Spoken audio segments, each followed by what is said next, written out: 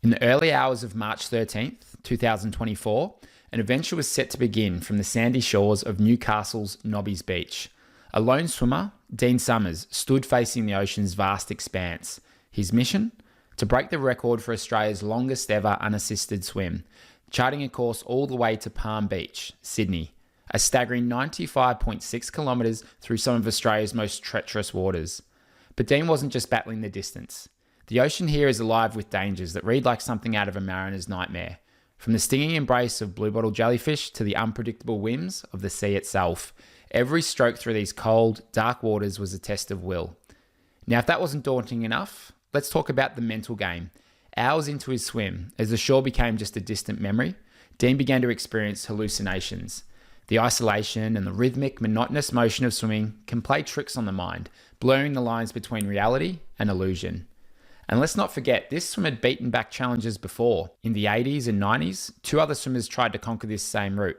One of them was the legendary Australian swimmer, Des Renford, whose attempt ended in high drama when his shark cage sank after hitting treacherous conditions. So here was Dean, every stroke pulling him deeper into what could be described as the abyss, facing not just physical fatigue, but the ghosts of past attempts whispering doubts as the miles stretched on. Will Dean make it to Palm Beach, or will the ocean claim another dream? What drives a man to face such perilous odds alone? Stay tuned and let the story of Dean Summers remind you, some of the most fascinating stories are those where humans meet the raw, untamed forces of nature head on. So talk to me about how you went about getting the team around you, because the swim's unassisted, meaning you're not touching a boat or anything like that, but you've obviously got a support team there to help you through it. So how do you go about getting the right people on board for that? Well, this is the biggest challenge. And I'm reminded that I first started talking about this swim 5 years ago. So it hasn't taken 5 years to pull together, because we had a couple of years of COVID, of course. We had some other family problems that we had to deal with and come back after that. But everything's very positive. But 5 years, and slowly I planned it. But it's different than all the other swims, because any of the channel swims, you roll up, you pay your money, or very increasingly a high amount of money, and you go into the swim with all the logistics taken care of, the weather windows taken care of, everything else, and you just do your bit, and that's to swim. And afterwards you come out and it's done, and pat in the back is great. This one, we had to create it. So where are we going to even take off from? Des took off from the inside of the channel, I'm told, because there was a camera crew there. Des loved the camera crews, and who doesn't? Susie took off from Merriweather, I think. So there was nowhere. So I thought, if we're going to establish this swim, and I was sure I was going to be successful, then start at Nobbys. That's the first beach just outside of the heads of Newcastle Harbour, and under English Channel rules, unassisted, as you said.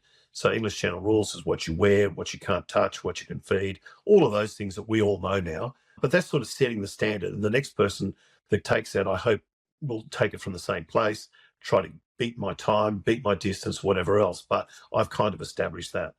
So the difficulty for me was to bring together some people, and I know plenty of people in their own rights, but bring them all together looking at the same objective, on the same page, was quite difficult. The first thing I did, and it was highly successful, was to appoint what I called an expedition leader.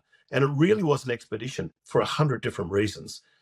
Calling it expedition got people's interest, perked their interest. Everybody I came close to wanted to be part of the expedition, and were very excited to donate generously their time, their resources, their energy, and everything else. It was just a great feeling. So I've got an expedition leader in Warwick Norman, a man from the maritime industry from which I'm from. And Warwick knows everything there is to do about big ships, everything. I mean, the guy is an encyclopedia. He's a yachty, he's a navigator, he's a merchant seafarer like I am. So he was a good guy for it, but he knew nothing about swimming. So, okay, he's okay with the boat. Then I was very lucky to find Dino and Doug in Newcastle, who donated their time and a very large boat, a 60-foot steel boat, and had to bring them. They knew nothing about swimming at all, and they'd known. In fact, the guy who owned the boat, his brother-in-law was the pilot for Des Renford in the 80s. What a remarkable coincidence. And so I spoke to Des's pilot from the 80s. Jeez. And he was just, it was like speaking about it was yesterday. It was fascinating. And he said, no one's as strong as Des. No one can beat Des. Des just had it all, gutsy, strength, determination. And he was just so enthralled with Des, 50 years later. It was a beautiful thing. That's awesome. And in terms of it's a big commitment to anyone who's looking to get involved and help out? Because obviously the preparation, that's a big part of it. But then the swim itself, it's 31 hours. You're going through the night. You've got kayakers, I'm assuming that are sort of changing in and out. It's a big thing for them too. I remember when I did the Rottnest swim, just like trying to convince my mate to come over, kayak with me the whole way. It's like, you've got to be a good salesman. You've got to be able to pull these people in and get them to help out there. So what about the team as well? Well, again, I was lucky. A lifetime in the maritime industry gave me access to meteorologists, gave me access to professionals in the field, ship's captains, engineers, crew members. So they all come on board without any sort of hesitation. And in the swimming world, I had access to all the people who understood kayaking. Of course, I had Vlad on. It wouldn't have been a swim without the coach and observer on there. So Vlad came along. I had 4 kayakers, including my daughter, and they rotated 3-hour shifts around for 31 hours. They were exhausted. It was hard getting on the boat. It was really hard to retrieve them after their 3-hour shift. You can imagine at midnight with the dimmest amount of light, trying to get on a pitching boat, and the boat was rolling and pitching, and it was just so difficult for them. I've seen some video, like, oh my God. Our focus all the time was on safety for the crew. The swimming stuff, we know that'll come second, but we had to have 9 people on that boat safe at all times. And that was a challenge. But again, Warwick knows about safety. We pulled together a safety case and some threat analysis, or whatever else we needed to put together, and it came together very, very well. So 4 kayakers, 2 captains, an expedition doctor. His life is an expedition doctor, so that was fantastic to have him on board. He flew himself up from Tasmania for the event.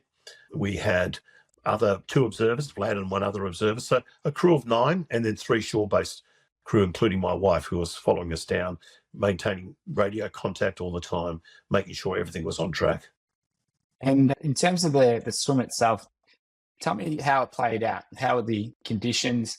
How did you feel throughout? What was that story of the swim? Well, the first part is the weather window. As you know, for any swim, the weather window is critical. And we're looking at a 40, so I'm budgeting for 40 hours. And it was really hard to identify that. And the weather on this coast over the last little while has been all over the place. Rain, storm. This year's better than the last 3 years together, so that's sort of come together. And we had 2 false starts where we thought we had a good weather, and then right at the last minute we had to abandon those. So we had people flying from Melbourne, Tasmania, driving up from Sydney, the boat ready to go, and then we had to step down twice. So it was getting pretty tough, and I didn't want to keep the crew on tenterhooks for another week, for example. So I was getting time. I had to expand the parameters. One thing I wanted to do is keep away from a northwest wind, because that brings in blue bottles. But in the end, I just had to say, look, we'll lift the wind limits. We're not going to get a perfect day. Lift the wind, the direction, the temperatures, the waves, everything else. And so we decided we're ready to go. Got to go ahead, and in we went on the 13th of March out of Nobbys Beach. And that was an incredible time, because I've walked it all through my head 100 times, but I'm thinking, I didn't consider that at one stage, everyone's off to the boat and I'm standing on the beach with my son, just him and I, looking out to sea, ready to start this big swim. And he was going to follow down in his car as well. So I'm standing on the beach just after 6 o'clock in the morning. It's dark. I don't know this beach. Someone's told me that there's a reef to the left, a reef to the right. And if you go just in this direction, you should be okay on a low tide. So I dive in, very lonely, cold beach with just a red light on the back of my goggles. And I dive in and got smashed by a set of waves because I couldn't see them coming in the dark.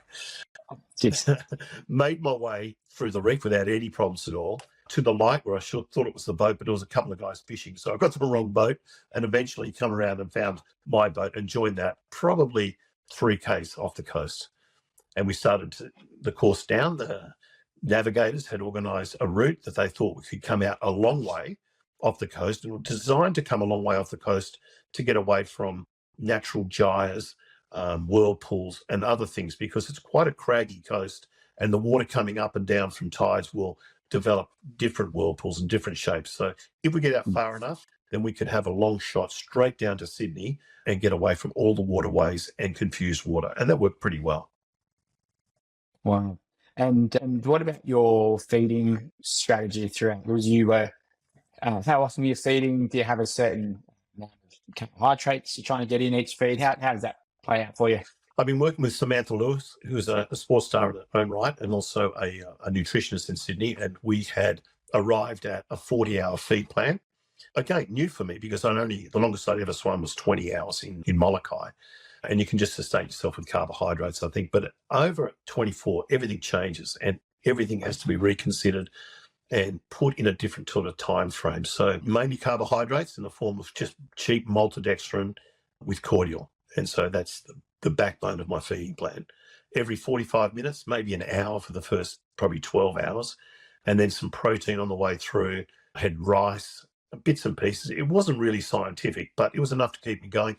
And my stroke rate incredibly stayed at 64 strokes a minute from the first to the last, which Vlad was pretty impressed. I'm happy to impress my coach. Wow. But that just signals that the nutrition, even though it wasn't very tasty at times, was spot on because it kept my energies up, didn't dip. And the best thing about nutrition for me is to make sure you don't dip because then it's hard to get back up on top of that again later. Yeah, very hard to get back on top. And did you practice with that in training with that sort of the rice and that kind of thing, or you just thought, look, I'll be right to do it? Yeah, I didn't do that distance in training, so I thought rice would be okay, and that my wife was arguing that it should be savoury, and I thought sweet. In the end, of course, she was right. I don't know why I ever questioned her, but it should have been savoury because sweet was just too much all the time. There's an interesting factor that because it was such a community expedition and everyone wanted to be part of it, the local restaurant in Coogee, where I come after some swims, donated beef cheek ragu with gnocchi. So that was pretty bougie for the swim. And the crew were going to have all that. But when I was swimming at night, I'm thinking, what am I drinking sugary water for when I know there's beef cheek ragu on board? So I asked for some of that. And every now and then I was rewarded with some warm beef cheek ragu. And just before I was going to feed it, every time a wave would wash into it. And so I got a bit salty and but it was good. And the important thing that I sort of said in my mind this time that I hadn't really picked up, and it's a no-brainer, is that those feeds should always be core temperature, your core temperature. In the Cook Strait, I was caught out because I had them cold off the deck. And that was maybe 20 or less than 20 degrees. And eventually that made me cold. So I didn't want it hot. I don't want it to artificially warm me. I just wanted its core temperature. And that paid off in spades. So 36 degrees, you always try and get it around there. How'd they do that? Did they have a microwave on board, or what was their strategy to do that? So it was very deliberate. They kept them warm on board at the temperature in warm water. And then they would put them in an essie because it was a 3-hour feed cycle. They'd have to take 3 hours of feed out of the kayaks. And the last one had been sitting in a tiny esky for 3 hours. So they just put a heat back in the bottom of that and it kept it around the temperature I needed. Interesting. Okay, there you go. I guess, every little bit counts, especially over that distance and that time. Now, you said you had to lift the wind direction restrictions that you put on your plan to leave. And so that northwest wind, you said, would bring in blue bottles. And I know that was a big thing for you this swim, where you encountered blue bottles. When did the first one start to hit? I reckon the first one hit me within an hour. So I was swimming out. The dawn was just breaking. So I'm swimming along as the sun's just coming up. It's beautiful. The water's clear. I see a couple of big shivers of stingrays, which are a beautiful sign. And if you've ever seen them, they just 100 stingrays fly around in the water as either one, and they were beautiful. And just as I was appreciating that, I got smacked on the arm with a blue bottle sting, and I thought, oh man, I hope there's not another one of those around. But over the next 31 hours, I was stung constantly. I reckon every 20 minutes, just stung.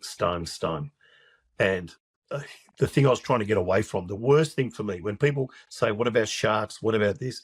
That's, you can avoid them. You can mitigate against those, but there's nothing you can do with a blue bottle, and you just have to swim through it, peel it off. Although I have found through experience, if you stop and swear very loudly, it kind of helps a little bit, and I did plenty of that. Yeah. Yeah, so at least the crew knew that you'd been hit by a blue bottle at that point. I woke them up a few times. They were complaining. And does it get, is it the same every time that you get stung, that it's just as painful? It's just like a new one? Or do you just start to get used to the pain, or you're stung in the same spot so it's not as bad? Like what's it like? It's hard to describe. They sting, and they sting bad every single time. I worry about the buildup of toxins, and they're designed to disable muscles. So I didn't have that. So maybe I was just lucky in that time of their life cycle or something, but they weren't disabling me and they weren't going to my muscles, but it was just the pain and an interruption every 20 minutes. I like to get into a swim and just lose myself in the swim. And I've done it before. I've told the story in the North Channel that I've lost an hour at a time and just getting in this beautiful Zen-like state. But then you don't have an electric shock every 20 minutes reminding you that you're in the ocean. And they come across your face, their tentacles come around your neck, around your body. They get stuck on your swim line of your bathers. And so you just have to take a couple of minutes to peel them off. At night when you can't see them, you have to hold your hand up to the stars and try to find those little tentacles and think you've peeled them off. Vlad came up with an ingenious idea. He just had a little Chuck's wipe on a rope. And so every time I got stung, they would throw me the Chuck's wipe and I would try to wipe the tentacles off. And so that helped a little bit. It's almost like if you're trying to get to sleep and you're just about to doze off and someone just pokes you and wake up. As soon as you're about to get into that really nice place when you're swimming, that zen-like state. Yeah, that's no good. Well, that's right. I was reading in one of the articles that was written about the swim about had, what was it, 10 plus hours where dark sky, it's just you've got the Milky Way out there, the bioluminescence as well. What was the nighttime swim experience like? Well, for the previous 2 or 3 years, I live on Coogee, so at night you can see the sea, you can hear it. Dreading's not the right word, but I've been a little anxious about a whole night swimming out in the ocean because it's past the horizon from where I live. And I know soon I'm going to be out there in the water on my own with a kayaker, and it's going to be a tough night. I thought maybe I'll get a full moon so I can see things, but the full moon wasn't there. There was only what's called a thumbnail moon, just a tiny slither of moon, but not enough to give any light. The sun was going down. The water was okay. It was just a little bit of chop and a big lazy rolling swell, so that was quite okay. The kayakers were set. We're all ready for the nighttime. I'd been in the water already for 12 hours, but I wasn't feeling tired. I was feeling good. Okay, this is the next stage, and I'm ready for it. Let's do it. So the sun goes down behind the mountains. I can see way off in the distance to the land side. And it was getting darker in the water. But then all of a sudden, night fell and the water just switched to black, just completely black. Okay, I'm ready to go. The kayak's next to me. And I'm looking up and I can see the Milky Way starting to shine. And it was just sort of at 9 o'clock, I suppose you'd say, 9 o'clock. And it looked beautiful, but really, really bright. So bright you could read a book off, I'd say. There were no other lights around me. We designed it in the back of the kayaks. We just put this tiny little red glowing light in the well of the kayak. So there was no direct light. It was just a loom, and that's what I could follow. The big boat, the pilot boat, was quite a way off, maybe half a kilometre away, so that had no ambient light to it at all. So it was just essentially me in the black ocean with a night sky at night. Beautiful. And as this Milky Way started to shine, all the stars started to come out too, like little suns, and so bright, so clear. I put my hand in the water soon after it got black, and I was so happy to see bioluminescence. And I don't know if you swam with it, but when your fingers go, it's like shooting little stars out the end of your fingers. It lights up these little pingy lights, and they're just all around you. Then your other arm goes in, same happens there, and you create a little cloud of stars that just gently, as you move through the water, ping into your goggles and explode gently into your goggles in this beautiful bioluminescence color of blue and green. And so you've got the Milky Way up here. You've got the stars that seem to be so low you could almost reach out and touch them. And underneath you've got the bioluminescence giving a same sort of look as stars. So no horizon, too dark for that, and there's nothing on the horizon. All you can see is stars all around you. It was the most beautiful, beautiful night. The crew say it was a little choppy, a little uncomfortable. I didn't feel that. All I felt was beautiful stars and just the universe helping me along on this swim. And I wasn't hallucinating. It was just 12 hours, a little tired. But for the next 10 hours, every stroke was rewarded by bioluminescence. Beautiful. That's unreal. That's got to be one of those things that you'll look back at 20 years from now and just go, wow, wasn't that a magical moment, a magical time? And I mean, people would pay big money to get on some sort of drug to have that sort of experience, right? Like that's amazing just to have all of that sort of come together. And probably I'm guessing like the further you're getting into a swim, the more you're just getting into the groove, but you're also I mean, obviously lucid, but like the longer these events go, the more you tend to just, you're not fully there kind of thing. Like you're really just in the moment, right? Is that what you felt and experienced? You give yourself over to it, don't you? You give yourself over to feeling this is the universe, this is my environment. You are just flying through the stars and a good pace, but not a breathtaking pace. Everything's there for you. It was beautiful. And you're right, I shall remember that forever. And I'm a merchant seafarer myself, and I know plenty of other guys who go to sea, and very few have seen 10 hours of bioluminescence in the water. And I don't know anybody else who's seen that. But man, what a reward. If the clouds had been, if it had been a bit more clouds, it would have blocked out the light. How I got a full night of bioluminescence was just luck or reward from the universe. It was just came together wonderfully. So the only thing that was upsetting that was getting stung by bloody blue bottles, and that was interrupting me. I had imagined that I could get into that Zen state you mentioned before and just drift away, get into the rhythm, listen to your own bubbles, feel your own rocking back and forth, bioluminescence, and I could have just gone on forever that way, but the stingers, and it chipped away, death by 1,000 cuts. Talk to me about when the sun started to come up. So you started at 6 o'clock in the morning, you're getting to 6 o'clock the next morning, so you're 24 hours into it.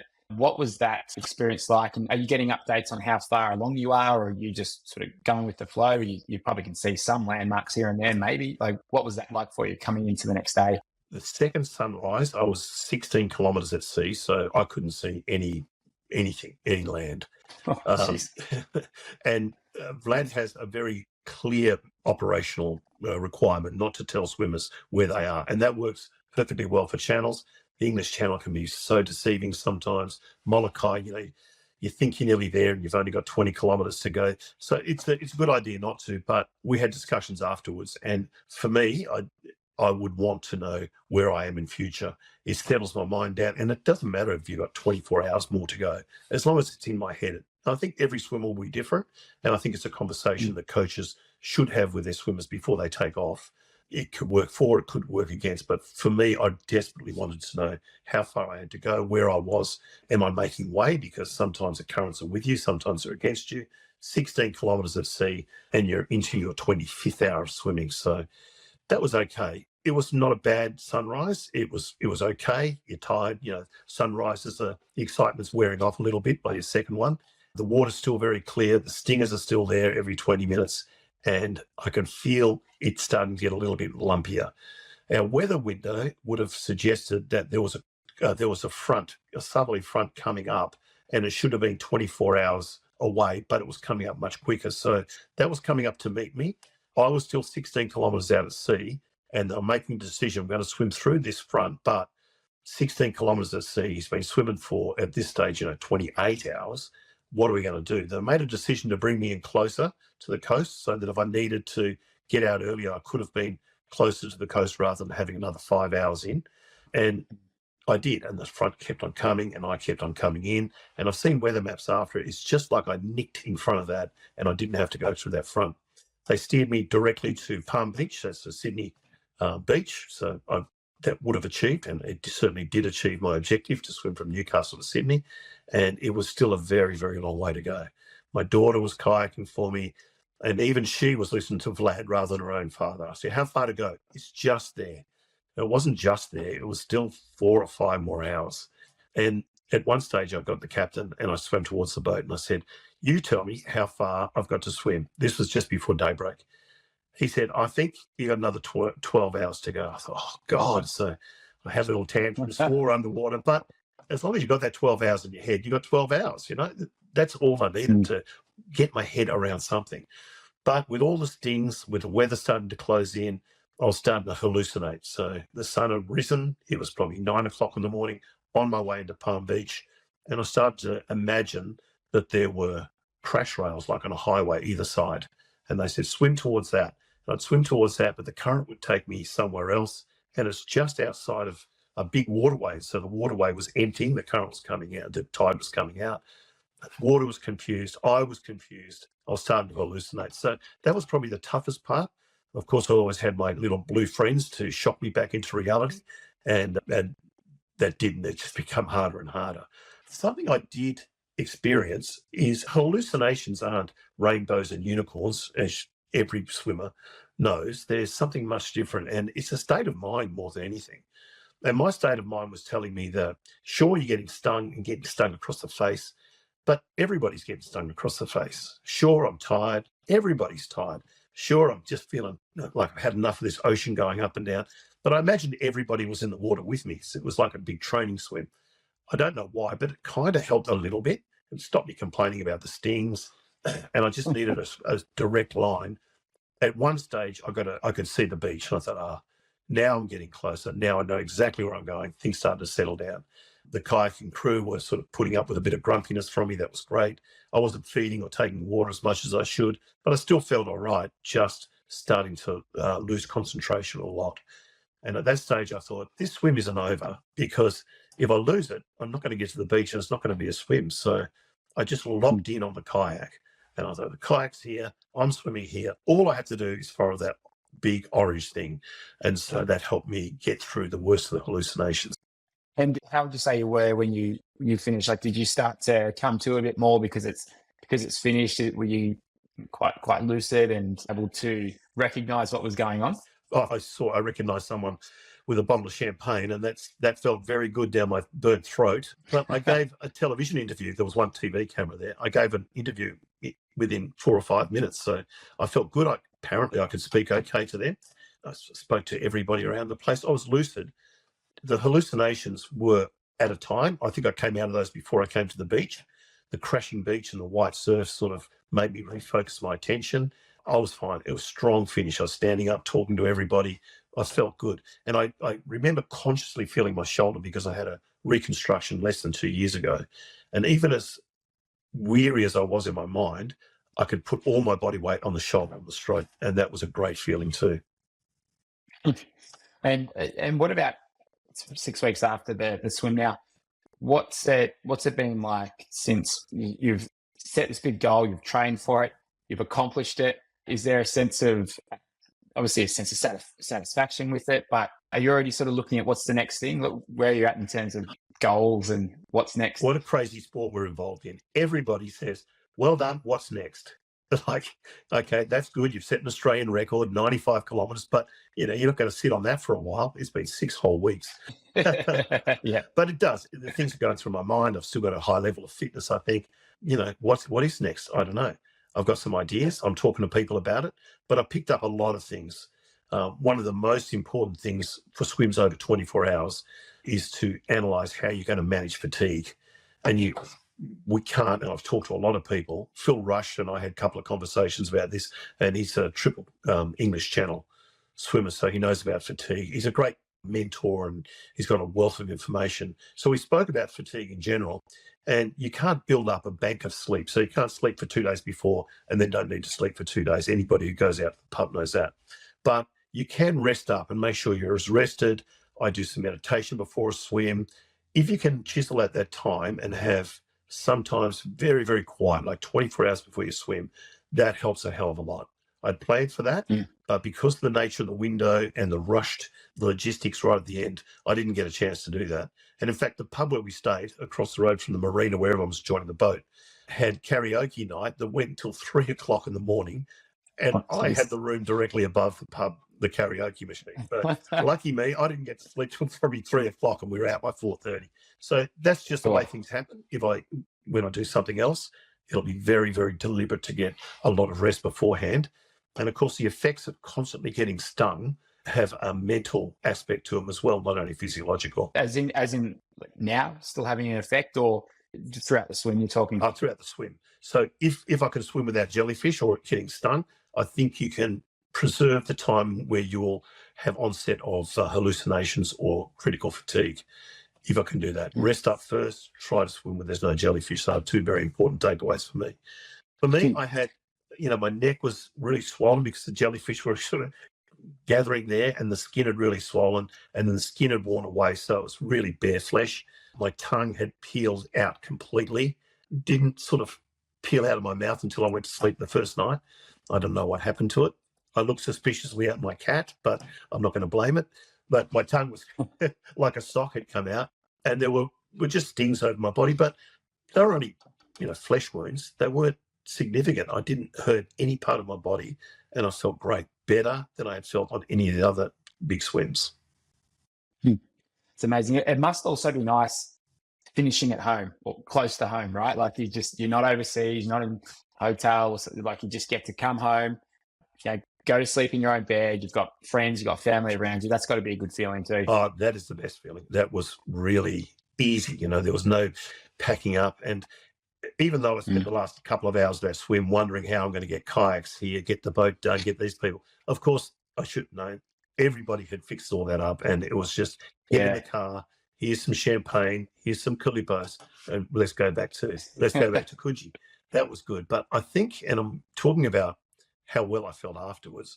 Vlad, I don't think is coached. Well, I know hasn't coached anybody to swim over 24 hours before. So he gave me a plan where he called it a swim week, and I just took that away between Christmas and New Year.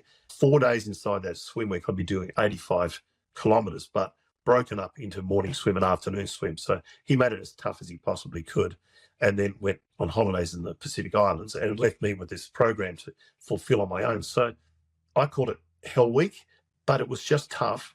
And I'm doing it on my own, a couple of helps in the morning with some local swimmers, but largely on my own. I determined when I'd swim myself. They were pretty rough and shitty conditions over Christmas and New Year in Sydney, but that toughened me right up for that swim and gave me all the confidence I needed. And I think a lasting physical sort of resistance to the 100-kilometre swim.